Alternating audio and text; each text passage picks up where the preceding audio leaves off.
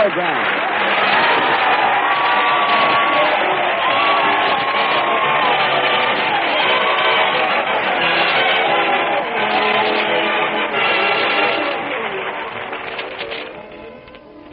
And now, ladies and gentlemen, in all modesty, I think you'll agree with me when I say that our radio program boasts an unusual array of talent. We have nothing but the best. For instance, our orchestral ensemble is conducted by that learned symphonist, that gifted maestro, Phil Harris. That's right, folks. Phil is a great musician. Why Spike Jones doesn't grab him is beyond me.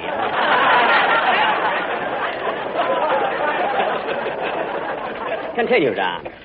And for our singer of songs, we have Larry Stevens, a newcomer, who, in addition to being a great singer, is sincere, unassuming, and ingratiating. Well, he better be. After all, I'm paying him $22.50 a week. That ain't cactus, brother. Go ahead, Don.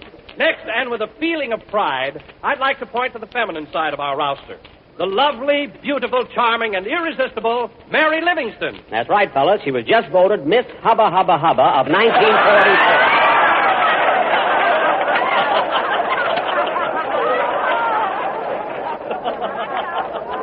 Sounds like the auctioneer there for a minute. Continue, Don, will you? I'd like to pay tribute to the man, the one man, who is responsible for bringing this program into your home Sunday after Sunday. Yes, sir, Sunday after Sunday. Neither rain, nor snow, nor sleet, nor storm shall stay this courier from his appointed round. I copied that off the post office. The Cucamonga branch. Go ahead, Don. Don't keep him waiting. This man, whose talent is summed up in one word, genius, has the rare faculty of knowing what the people want and seeing that they get it. Oh, Don, please. So now we present the one man chosen by the sponsor for this all-important job. And here he is, our producer, Bob Ballin. What? Hey, Bob Ballin? Now, wait a minute. Hey, what's this all about? Wait a minute. Wait a minute! Hey, Bob, how do you like that? For 12 years, I'm the star of this show, and who does he introduce? Bob Ballin. How do you do, ladies and gentlemen? This is Bob, Air Technical Command Ballin. Now, look, Mr. Ballin. Or... Mr. Ballin, stop imitating Bob Hope and get back to your control room. All right, but before I go, remember, folks, Ballin spelled backwards is Nilab. I don't care what it is, now get back in that control room. You know better than to leave my writers in there alone. They'll kill each other. Don, let's not waste any more time. Now go ahead and introduce me like you were supposed to. Okay. Ladies and gentlemen, in introducing Jack Benny, the star of our show. The star of our show. I always have to remind him of that, always. Huh? It is only fitting that I say he is one of the Don. greatest... Hello, Jack. Hi, fellas.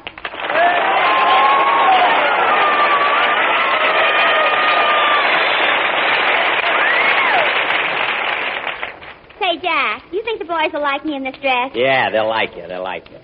Well, what's the matter with you? Nothing, except you interrupted Don just as he was introducing me. Oh, for heaven's sake, Jack, don't be such a big ham. I'm not a big ham. Then how come when you play a theater, the admission is 40 cents and 10 red points? Mary, don't make a big thing out of it. I only said that you interrupted my introduction. So what? Don never gives me an introduction, and I don't care. Oh, he doesn't, eh? Don, tell Mary what you said about her before she came in. Why, certainly. Mary, I said that you were lovely, beautiful, charming, and irresistible. Oh, Don, you've been listening to all these pilots here. Wait a minute, Mary. We only got here yesterday. Well, I'm talking about the pilots I met in Hollywood last week. And I wasn't with them 5 minutes before I knew they were stationed out here with the technical command. You knew they were stationed with the technical command? Yes. Well, I'll hate myself if this doesn't get a laugh, but here goes. You mean the pilots started to get commanding? No, they tried to get technical. Now we can both hate ourselves. Say, Jack, how about your introduction? Do you want me to give it to you now? Oh, yes, Don. We must get started with the program. Ladies and gentlemen, in introducing Jack Benny... The star of our show. The star of our show...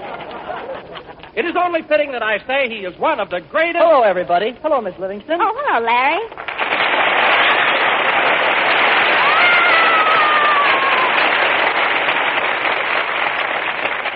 Oh, for goodness sake. Jack. Oh, all right. Larry, now that you came in, finally, what do you got? Go ahead and sing, will you? Yes, sir. And Mr. Benny, is it all right with you if I dedicate the song to my girl? Well, sure, kid. Go right ahead. I didn't even know you had a girl. Oh, yes. We've been going steady for 3 years. Say, that must be quite a romance. What's your girl's name? Fanny. Oh, it's a nice name. Huh?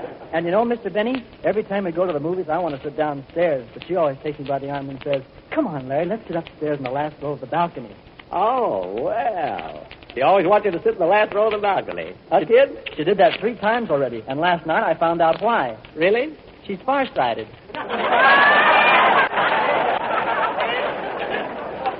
Oh, well, you had me worried for a minute. Go ahead and sing, kid, will you? Go ahead.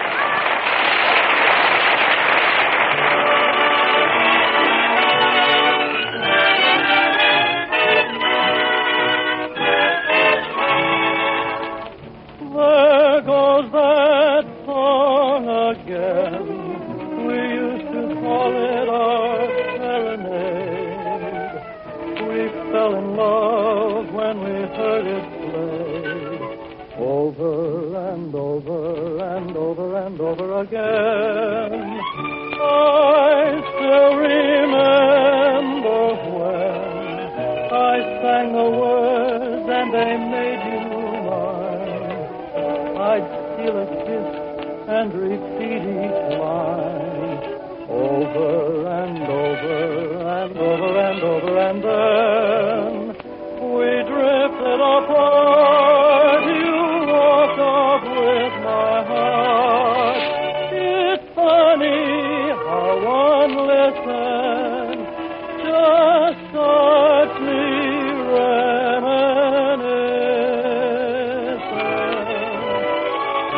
I'd soon forget that yet. I told myself when you said so long, but I was wrong. There goes that song again.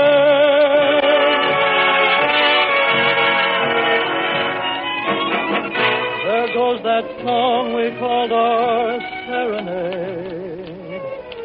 We fell in love when we heard it played.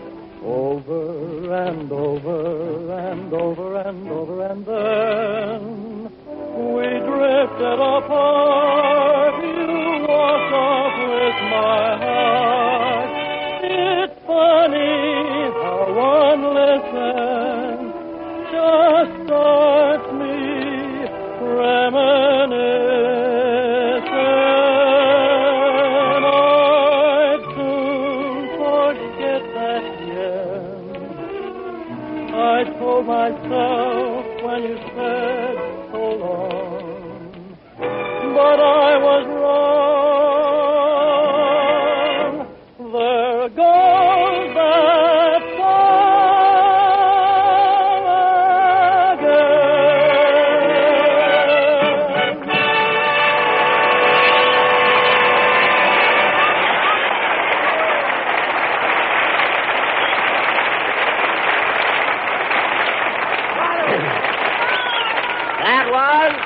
That was There Goes That Song Again, sung by Larry Stevens. And, Larry, that introduction I made Don Wilson give you was very true. You really have a beautiful voice. And I'm sincere and unassuming. And ingratiating. And underpaid. Mary, he's not underpaid. I'm giving him $22.50 a week, and that's plenty. After all, what does he do with it? He goes to the movies and sits in the balcony. If I pay him more, he'll buy his girl glasses, and then where'll he be? Downstairs again. Now, let's get on with the... Hey, Jack, talking about glasses, you ought to get regular ones and get rid of those bifocals you're wearing. Listen, sister, I wouldn't get rid of these bifocals for anything. I use the top half for reconnaissance and the bottom half to see what I got after I whistle.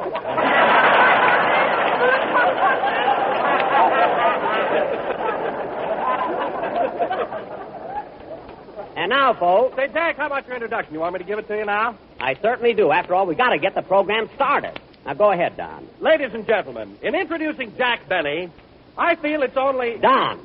In introducing Jack Benny, the star of our show, I feel it's only fitting to say that he's... Okay, kids, get ready to scream, because Harris is here and right on the beam. Yeah.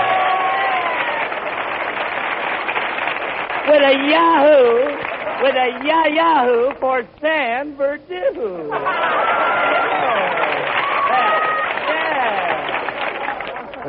Well, He gets all out of it that he can, doesn't he, fellas? I'm not kidding, huh? Phil, it's bad enough coming in here trying to get laughs with a corny entrance, but you don't have to bring props with you. Props? What are you talking about, That props? thing hanging out of your sleeve, what is that? Well, it's an extension. When I pull it out, it gives me an arm 12 feet long.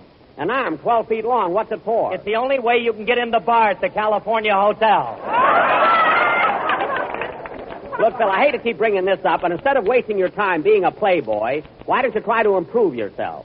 Do something educational. What are you talking about, Jackson? I'm way ahead of you. I'm studying foreign languages. Foreign languages? Are you kidding? No, I'm studying Russian. I got the book right here with me. See? Russian book. That's ration book. Don't you ever learn anything? How can I? Alice keeps tearing the pages out. Well, now I've heard everything. Oh, Jack, you didn't even know when you're being ribbed. Phil's been kidding you all the time. He's a whole lot smarter than you think he is. Smarter. I'll lay 8 to 5. He doesn't even know the alphabet. Ha ha, that's one on you, Jackson. I knew the alphabet when I was 4 years old. Oh, yeah? Let me hear you say it. All right. A stands for antelope. B stands for bear.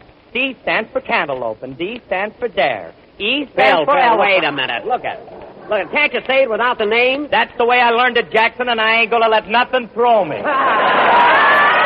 Even jet propulsion couldn't get you off the ground. Believe me. Jet propulsion? Yeah, he's the bouncer at the 467 Club.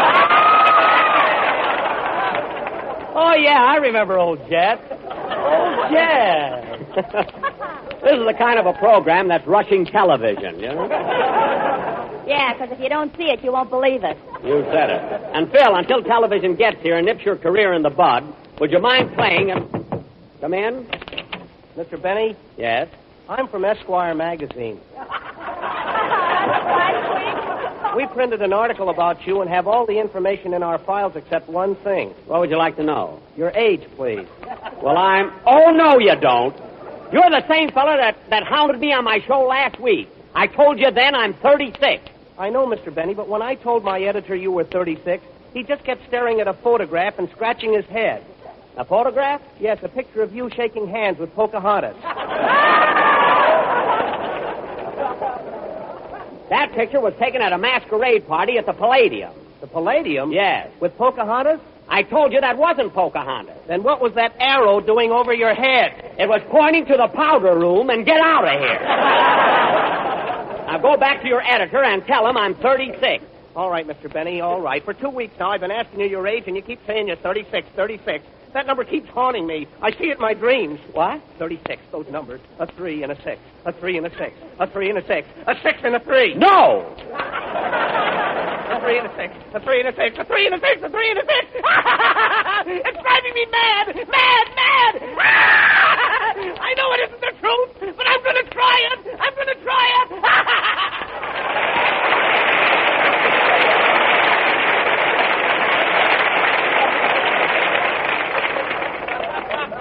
I wonder why he was laughing so much. Maybe he's wearing GI underwear. I don't know. Play, Phil, will you?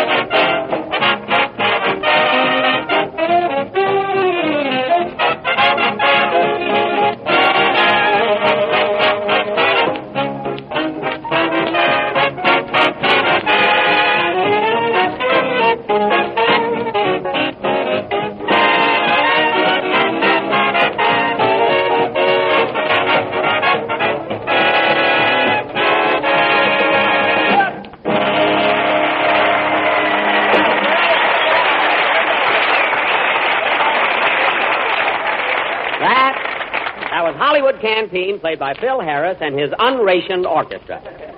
Unrationed meaning there's no demand for them. And now, folks. Say, Jack. Yeah? I can't get over that fella from Esquire magazine getting so hysterical when you told him your age. Yeah. Gee, how I wish I really was 36. Oh, well, I can wait.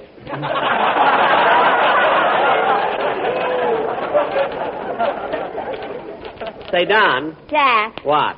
If I were a man and you weren't the boss and you took your glasses off, I'd punch you right in the nose. Oh, you're just sore because my stockings are nylon.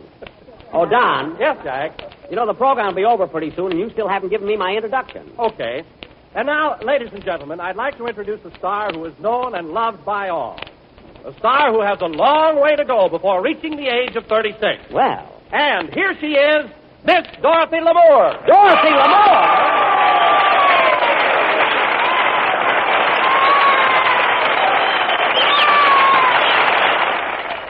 Thanks, fellas. Well, Dorothy, I can't believe you're here. I must be dreaming. I'm going to find out if I'm awake or asleep. Jack, you're supposed to pinch yourself, not Dorothy. Mary, I know what I'm doing. Dorothy, I really am surprised to see you here. I thought you lived in Hollywood. I do. And what are you doing here in San Bernardino? Well, this is the closest apartment I could get. Oh. Anyway, I like it here. I enjoy myself when I'm out this way. Well, Dorothy, I've seen you in a sarong, and I enjoy myself when you're out that way. Hey, that's pretty good, huh, Mary?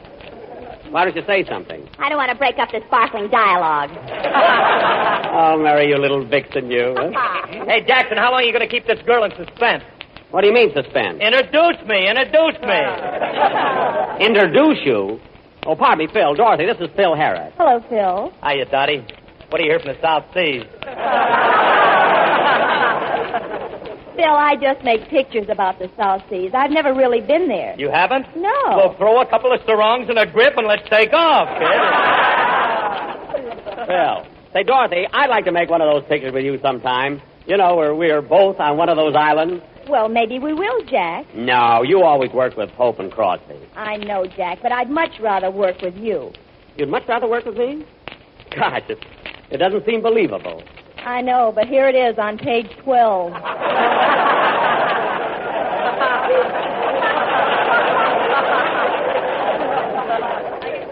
Oh, yeah. But no kidding, Dorothy. Maybe sometime we can all make a picture together. You, Crosby, Hope, and me. Yes, you can be the girl that Hope gets.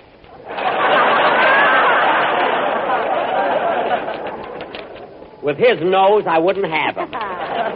Anyway, Dorothy, what an attraction that would make. Imagine all four of us in one picture.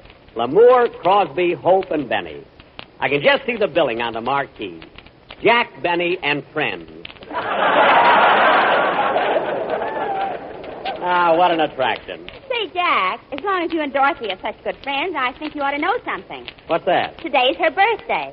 Oh, Mary. Dorothy, today is your birthday. See, if you'd only told me yesterday, I'd have had a present for you now. Oh, Jack, what could you knit in one day?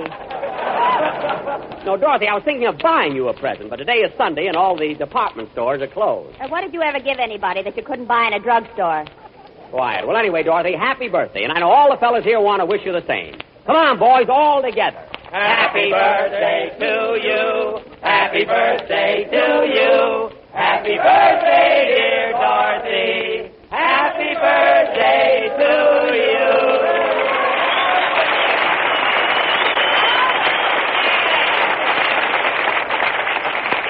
Oh, thanks, fellas, and thank you, Jack. You're welcome, Dorothy. And to show you that I'm not really cheap, come here and I'll give you a kiss. Come here now. But, Jack, in front of all these... Oh, don't be bashful just because I'm a celebrity, for heaven's sake. Come here, kiss.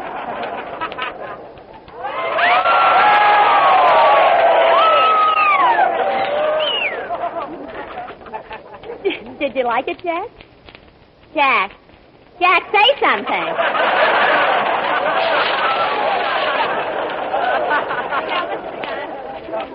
Benny to control tower. Benny to control tower.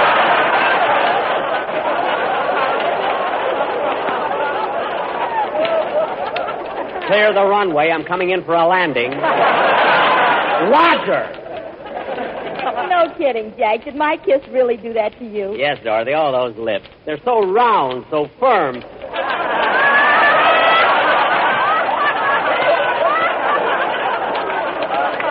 so fully puckered.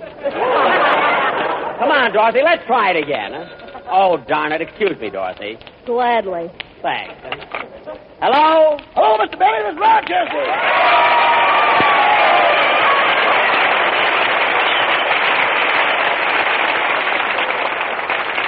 Rochester, you were supposed to be here this morning. Why are you so late? Well, I had a little accident while driving up here. An accident?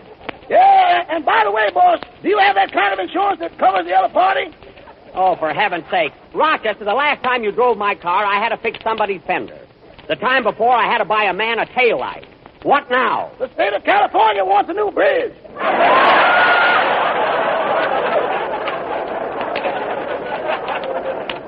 A bridge? My goodness, what happened? Well, I was passing a truck on the bridge when coming right at me from the other direction was a big bus, so I made a left turn. A left turn on a bridge? Rochester, that's impossible. Not impossible, boss, but definitely impractical.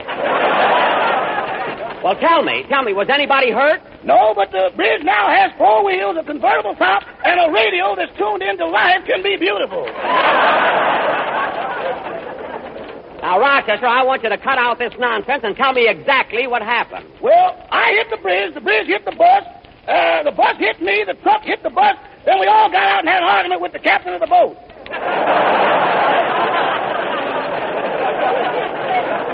The captain of the boat? How did the boat get there? Easy. Well, when the bus turned in, I turned out, the bridge went down, the boat came up.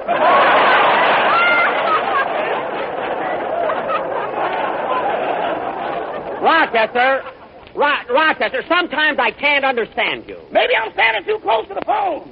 I don't mean that. If you met the truck and the bus on the bridge, how did the boat get into the accident? The bridge wasn't free and easy on the draw. Rochester, if this is as bad as you say it is, you're going to be in trouble. Going to be in trouble? Where do you think I'm calling you from?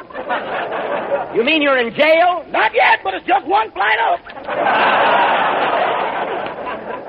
Well, look, Rochester, tell the chief to let you go now, and I'll come down and talk to him after the broadcast. Okay, goodbye. Goodbye. Oh, say, boss. Now what? Before I left home, a man from Esquire magazine came by and asked me some questions about your age. Oh, he did, eh? What did you tell him? I told him you were 36 and he fainted. What? Then I told him the truth and he fainted again. Yes, I know. He is very emotional. Goodbye, Rochester. Goodbye. I can't...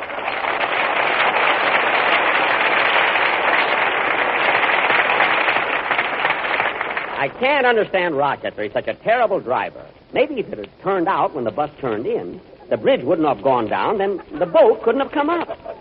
Oh, well. He should have had his hand out anyway. Play, Phil.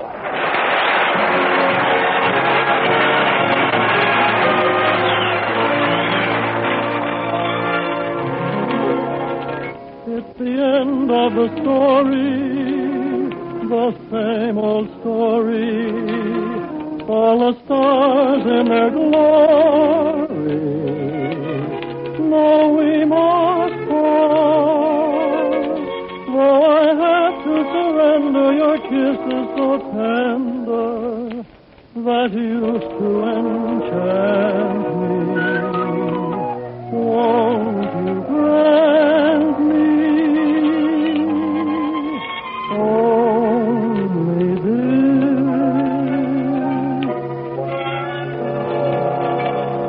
Let me love you tonight. Let me tell you how much I adore all your charms. Don't leave me tomorrow, for this night will borrow all of song. Let me love you tonight. Let me thrill to the touch of your sheltering arms. Till the scent of the roses caresses and closes your eyes. Let me kiss you tonight while the stars in the sky give a heavenly light. So when love is an ember, my heart will remember your sigh.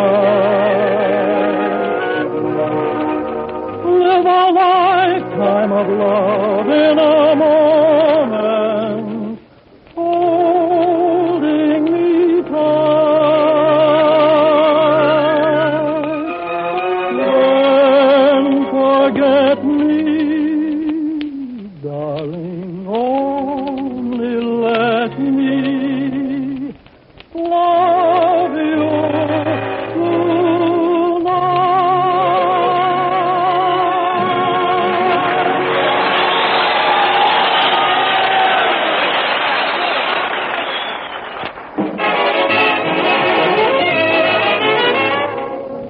Well, folks, this concludes another program, and it was swell being up here in San Bernardino with the Air Technical Service Command. And thank you very much, Dorothy. It was awfully nice having you on our program. I enjoyed it too, Jack. Say, Dorothy, what's the name of the picture you just finished at Paramount? Well, Mary, it sounds like a gag here, but it really isn't. The name of the picture is A Medal for Benny. A medal for Benny? Well, he deserves one, Miss Livingston. No, Larry, they didn't mean me, but thanks just the same, kid. And Dorothy, I'm glad you spent your birthday with me, and I hope you'll be with me on my next birthday when I'm 36. 3 and a 6. A 3 and a 6. A 3 and a 6. A 6 and a 3. No! A 3 and a 6. A 3 and a 6. A 3 and a 6. A 3 and a 6. Oh, for heaven's sake. Good night, folks.